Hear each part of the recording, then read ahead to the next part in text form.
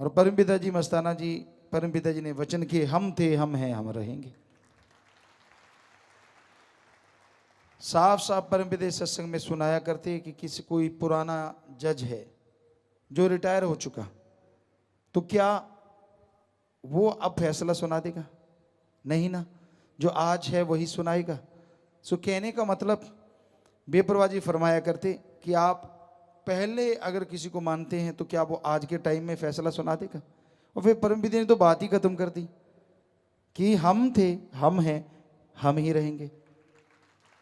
कई लोग कहते नहीं जी परमपिता जी मस्ताना जी महाराज में ऐसा ऐसा, इसका मतलब आप परमपिता जी को मानते नहीं, सिर्फ बातें करते हैं, क्योंकि उनके तो ये वचन थे हम हैं हम रहेंगे। और अगर मानते हैं तो अब आपको क्या हो गया? अब क्या गड़बड़ हुई पड़ी है? उनके ही वचन है, समय के अनुसार संत पीर फकीर करते आए हैं, शुरू से होता आया है। साईं मस्ताना जी के समय मस्ताना जी महाराज बाहर खाना खाते रोजाना ही लगभग, कभी मतीरा खा लिया, कभी ककड़ी खा ली, कभी कुछ कभी कुछ कभी कुछ, सारा सारा दिन बाहर बैठे रहते।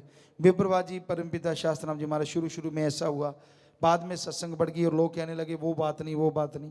हमने कहा संगति इतनी हो गई है कि बाहर खाना मुश्किल है, बैठने चाय वगैरह पी ली, फिर टाइम ऐसा है कि बिल्कुल नहीं। और फिर ऐसा टाइम आप सबके सामने परमपिता जी ने शुरू किया, घंटा सुबह शाम मजलिस का, बस कुछ देर मिलने के लिए। तो वो तभी से शुरू हो गया था, कोई नई बात नहीं है।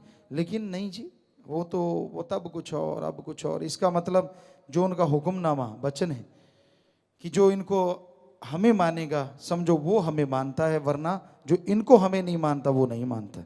उसका सीधा सा अर्थ ये है। तो पहले पहले लोगों ने बड़ी बातें सुनाई, बड़ी चर्चाएं की, नहीं जी वही है, हमें तो वही रूप, फलां टाइम फलां टाइम फलां टाइम। और जब मन ऊपर चढ़ गया तो कहते नहीं जी अब नहीं, वो वाली बात नहीं। तो भाई आप अपनी ही बेड़ी में बट्टे डालते हैं। हम नहीं कहते कि हम परमपिता या बेपरवाह साईं मस्ताना जी महाराज हैं, हम तो कहते हैं वो काम कर रहे हैं, करते थे और करते ही रहेंगे, क्योंकि उन्होंने वचन किए हम थे हम हैं हम ही रहेंगे। तो हम तो खाक हैं, चौकीदार हैं, वो जो मर्जी काम ले ले उनकी मर्जी है।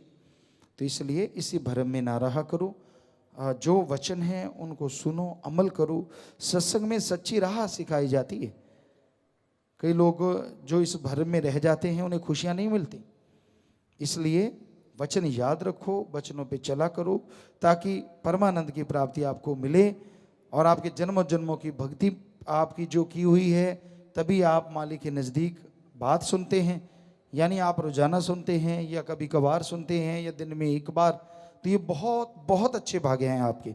उनको बर्बाद ना करो, वचन मान के उन्हें और खुशहाल करो और भाग्यशाली बन जाओ, और मालिक के नूरी स्वरूप के दर्शन कण कण में जर्रे जर्रे में जरूर पाया करो।